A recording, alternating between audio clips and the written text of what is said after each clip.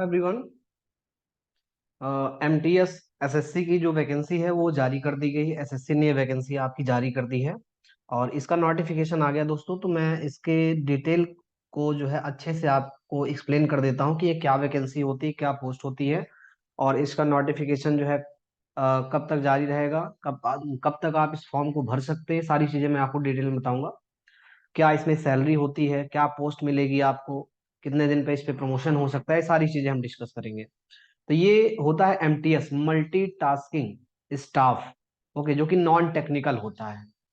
Okay, और इसमें हवलदार की भी कुछ पोस्ट हैं। तो ये एग्जाम है 2023 का। इसका जो डेट ऑफ ऑनलाइन सबमिशन है वो आज से स्टार्ट हो गया, 30 जून 2023 से स्टार्ट हुआ है। लास्ट डेट इसकी बताई गई है कि 21 जुलाई तक आप फॉर्म भर सकते हो। ठीक है, और इसका जो एग्जाम होगा वो आपका सितंबर में होगा। मतलब आपके पास जुलाई अगस्त सितंबर, मतलब 2 से ढाई महीने का समय है। आप मान के लिए 2 ढाई महीने का आपके पास समय है। जैसे मान चलिए आपको फॉर्म में कोई दिक्कत हो जाती है, जैसे अपडेशन के लिए आपका फॉर्म आता है, देखते हैं आप। तो उसके लिए करेक्शन आपको जो डेट दी गई वो 26 जुलाई की दी गई। 26 से लेकर के 28 जुलाई तक आप जो है अपने फॉर्म में करेक्ट कर सकते हैं। लेकिन दोस्तों उसके लिए आपको जो है फीस जो है सबमिट करनी पड़ेगी। उसकी जो फीस है मैं आपको बता देता हूँ। उसकी जो फीस है वो आपको एक बार के लिए 200 रुपये लगेगा, और अगर आप 2 बार करते हो तो उसके लिए 500 रुपये लगेंगे। ओके, तो इसमें दिया गया है the commission will levy an uniform correction charge of rupees 200 for making correction and resubmitting modify corrected application for the first time, and 500 for making correction and resubmitting modified corrected application for the second time. मतलब एक बार अगर आप करते हो correction तो 200 रुपये लगेगा, और अगर आप 2 बार करते हो करेक्शन तो 500 रुपये लगेंगे। तो आप बिल्कुल भी जल्दबाजी मत करिएगा, 3 4 दिन का आराम से टाइम पहले ले लीजिए, चीजों को समझ लीजिए। कोई भी दिक्कत होती है तो आप हमें जो है कमेंट बॉक्स में लिख दीजिएगा, हम आपको रिप्लाई कर देंगे। आप हमारे टेलीग्राम चैनल से जुड़े हुए हैं, वहां पे आपने जो है डाउट्स आप रख दीजिए, मैं आपको वहां पे बता दूंगा। तो इसके लिए आप परेशान मत होइए, मैं आपको सारी चीजें बताऊंगा। यहाँ पे बात करें वैकेंसी की, कितनी वैकेंसी है दोस्तों, इस बार वैकेंसी बहुत ज्यादा कम आई है। लास्ट ईयर वैकेंसी आपकी 12,000 के आसपास, लेकिन इस बार जो है बहुत कम दे दी गई है। ये लगभग 1200 की वैकेंसी जो है एमटीएस में है, मल्टीटास्किंग स्टाफ में। और 360 की वैकेंसी जो है वो दी गई है किसमें, हवलदार में। लेकिन दोस्तों ये जो वैकेंसी है साफ साफ यहाँ पे लिखा गया है कि detail of vacancy of havildar and CBCR given in action, मतलब इसमें बताया गया ये टेंटेटिव वैकेंसी है। ओके, यहाँ पे बताया गया है कि tentative vacancy for the post are as under. तो ये टेंटेटिव वैकेंसी, टेंटेटिव का मतलब ये फाइनल वैकेंसी नहीं, ये आपकी बढ़ सकती है 100 200 500 1000 2000, मतलब कुछ भी बढ़ सकता है। तो ये आपकी टेंटेटिव वैकेंसी है। बात करें एज लिमिट की तो 1 अगस्त 2023 के अकॉर्डिंग आपकी एज क्या होनी चाहिए। तो इसमें बताया गया है कि आपकी एज जो है 18 से 25 साल होनी चाहिए।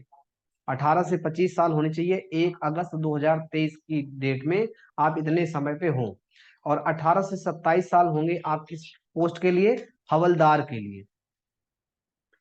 इसेंशियल जो क्वालिफिकेशन मांगा गया है वो आपसे मांगा गया है 1 अगस्त 2023 के अनुसार। इसमें भी आपसे पूछा गया है कि आप मैट्रिकुलेशन मतलब 10th पास आउट हो।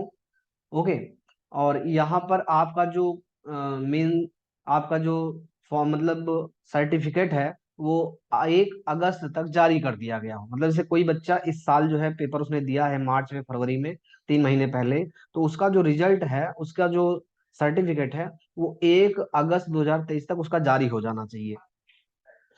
ओके, आगे हम बात करें तो एप्लीकेशन फीस क्या है तो दोस्तों 100 रुपए इसमें एप्लीकेशन फीस होती है।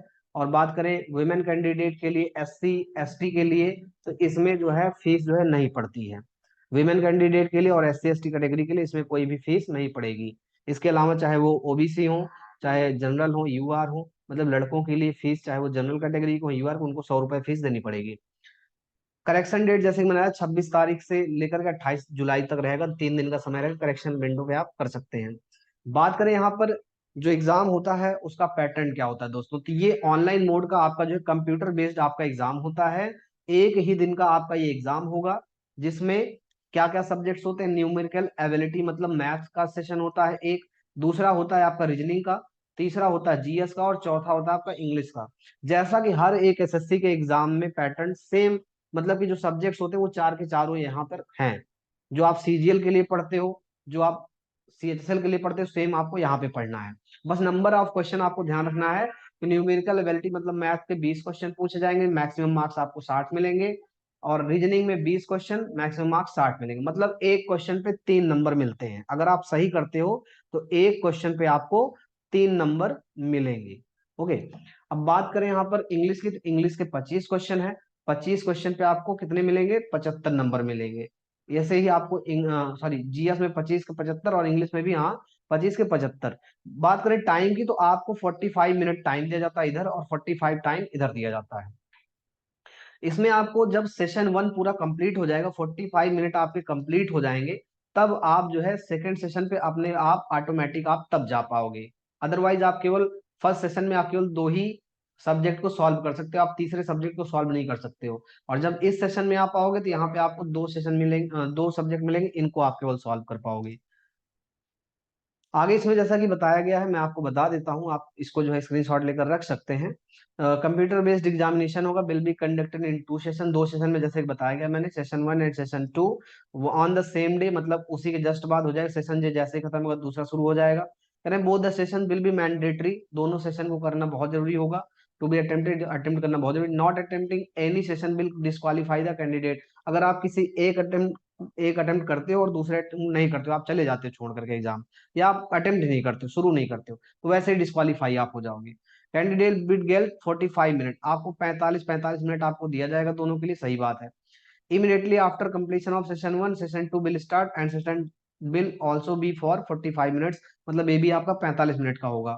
दोनों ही आपके सेशन 45-45 मिनट के होंगे। फिर कहा गया है computer based examination will consist of objective type, objective type का होगा, चॉइस क्वेश्चन होगा। The question will be set in English, Hindi and 13 regional language. मतलब आपको 15 रीजनल लैंग्वेज में बताया गया है, 13 रीजनल लैंग्वेज और उसमें इंग्लिश और हिंदी भी है। तो टोटल 15 लैंग्वेज में आपका ये होगा। उसके बाद there will be no negative marking, ये बहुत जरूरी चीज है दोस्तों। There will be no negative marking in session 1। Session 1 में कोई नेगेटिव मार्किंग नहीं होगी। इसका मतलब आपको सेशन 1 में सारे क्वेश्चन आपको सॉल्व करने हैं। जो आपको अच्छे से आ रहे हैं पहले उनको आप सॉल्व कर ही लेंगे, और जो नहीं आ रहे हैं आप उनको बिना टिक किए हुए नहीं आएंगे। आफ्टर दैट यहाँ पर बात करें सेशन 2 की, तो यहाँ पर सेशन 2 में क्या बताया गया? There will be negative marking of 1 mark for each wrong answer. Session 2 में ये देखिए, सेशन 2 में बोला गया इंग्लिश और जीएस वाले सेशन में रॉन्ग आंसर के लिए आपको नेगेटिव मार्किंग देनी पड़ेगी। एक क्वेश्चन पे 1 नंबर आपका कटेगा। मतलब एक क्वेश्चन अगर सही होता है तो आपको 3 नंबर मिलेंगे, और एक क्वेश्चन आपके गलत होते तो 1 नंबर कट जाएगा। 2 क्वेश्चन के बाद में आपको जो टोटल नंबर मिलेगा कितना मिलेगा? 2 मिलेगा। अगर एक गलत करते हैं और एक सही करते हैं तो 2 क्वेश्चन पे आपको 2 नंबर मिलेगा फिर। तो ये आपका बन जाएगा। Marks scored by candidate in computer based examination if conducted in multiple shift. अगर कई सारी शिफ्ट में कराया जाता है तो उस पे क्या होगा? उसमें नॉर्मलाइज होगा बाय यूजिंग द फॉर्मूला। उसमें फॉर्मूला नॉर्मलाइजेशन का लगेगा, उसके अकॉर्डिंग जो है नॉर्मलाइज किया जाएगा स्कोर को, फिर कट ऑफ बनेगी। यहाँ पर दिया गया फिजिकल इफिशियंसी टेस्ट और फिजिकल स्टैंडर्ड टेस्ट क्या होगा। इसमें दिया गया है कि वॉकिंग होगी, जिसमें मेल को 1600 मीटर होगा 15 मिनट के लिए, और फीमेल को 1 किलोमीटर चलना होगा 20 मिनट में। इस चीज को ध्यान रखिएगा। किसके लिए होगा ये? हवलदार की पोस्ट के लिए होगा। जो आपका एमटीएस की पोस्ट है उसके लिए फिजिकल स्टैंडर्ड का कोई भी टेस्ट नहीं है, ध्यान रखिएगा। जो 1200 पोस्ट है एमटीएस की उसमें कोई भी आपको जो है फिजिकल स्टैंडर्ड का टेस्ट नहीं होगा। जो 300-400 के समथिंग पोस्ट है हवलदार की, उसके लिए आपको स्टैंडर्ड फिजिकल स्टैंडर्ड टेस्ट देना है। उसमें आपको 1600 मीटर ये करना है। ओके, फिजिकल इफिशियंसी टेस्ट होगा जो पीटी होगा, और फीमेल के लिए इतना करना है। अगर कोई फीमेल कैंडिडेट 12 महीने या उससे ज्यादा की प्रेग्नेंट पाई जाती है तो उसको टेम्परेली अनफिट घोषित कर दिया जाएगा।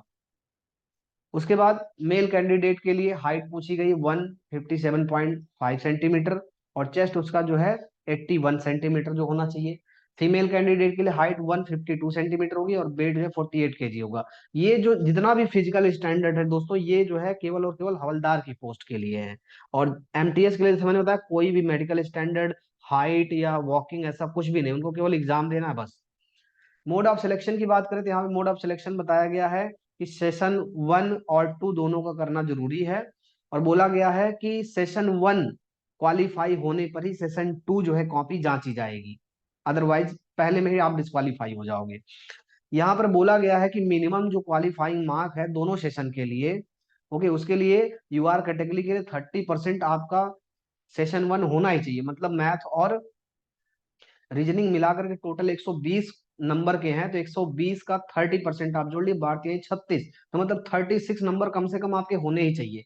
सेम ऐसे 75 75 आपका जो है जीएस और इंग्लिश का है, तो 150 नंबर हो गया, 150 का 30%, तो कितना हो जाएगा 150 का 30%, 45 नंबर आपके कम से कम होने चाहिए यूआर कैटेगरी के लिए। तो यूआर कैटेगरी के लिए मैं बता दूं 36 मैथ और रीजनिंग के, और 45 जो है इधर। फिर ऐसे ही आप इसका परसेंटेज आप निकाल लीजिए, ओके, 120 का 25% कितना हो जाएगा, तो 30 नंबर यहाँ पे हो जा रहे हैं। फिर ऐसे 150 का जो है 25% आप निकाल लीजिएगा। कुल मिलाकर के आपको ध्यान रखना है कि मिनिमम क्वालिफाइंग मार्क्स यहाँ पे दिए गए हैं, ओके। तो ये मैंने आपको इस बारे में बता दिया। कोई भी आपको डाउट होता है, कोई भी आपको जो है क्वेरी होती है, तो आप कमेंट बॉक्स में जा करके हमको लिख सकते हैं। बाकी आप टेलीग्राम चैनल से हमारे जुड़ जाइए। हमारे टेलीग्राम चैनल का नाम है धनंजय एग्जाम सॉल्यूशन। आप जो है इस चैनल से, आप जो है टेलीग्राम चैनल से आप जुड़ जाइए, ठीक है, धनंजय एग्जाम सॉल्यूशन, इसमें आप जुड़ जाइए। और कोई भी क्वेरी होती है तो आप कमेंट बॉक्स में आप लिख दीजिए, okay. Thank you so much.